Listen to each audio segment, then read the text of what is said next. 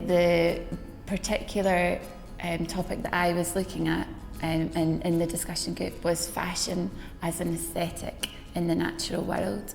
It was not just about how fashion looks, but it was also about fashion and fabrics and the natural and synthetic fabrics that you can get in fashion. It was also about the properties of fabrics and whether they were waterproofed and had been inspired by nature, whether they were reflective, and also the new kind of nanotechnologies that come with all the new fabrics and how they always are directly linked to nature.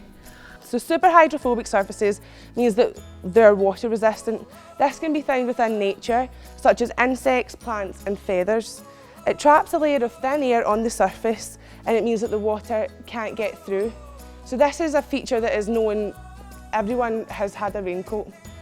Everyone has leather shoes that don't absorb the water. So that's features that are in fashion that are inspired by features that are found in the natural world. It started to get the students engaged and started to get them to think about what they wear, where it comes from, how it's made, what the impact on the environment is, what the scientific resources behind it are, and the fact that it could be just for an aesthetic. It might just be to look good.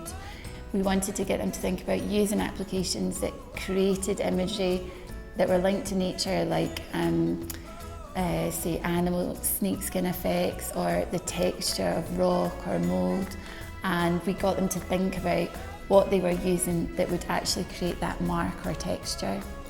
There was quite a few people in our group that were interested in the science element, so we started to get them to think about the dye and how much dye is required to dye a bit of fabric and how much waste there is. And that was something they were really interested in, because I don't think they appreciated that one t-shirt could take a whole cotton field to create.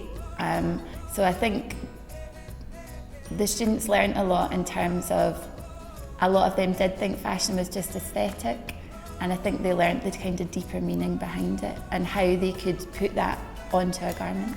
We went round the group again because it was easier for them to share their thoughts individually, and they all got to put what they had taken from the practical or the discussion, and they put it on a post-it, and we shared it as a group on a kind of board, and they started to see the links between their own thoughts and others, and also the links to the topic aesthetics for fashion and nature, and how they had actually contributed to that by creating a pattern that looked like rocks, or one girl commented, "I just did that to make it pretty." So I think that, yes, some of them were playing more on the aesthetic, but a lot of them did think about the kind of bigger, wider topic of fashion and science, and they seemed really pleased that they'd almost grasped the idea of it and contributed to it. I think they also learned to communicate with their peers, which they weren't very comfortable with at the start of the session. And I also think that they definitely built their confidence. They had to speak at the end, which some of them really didn't want to do, but they did it, and I think it had to help building confidence.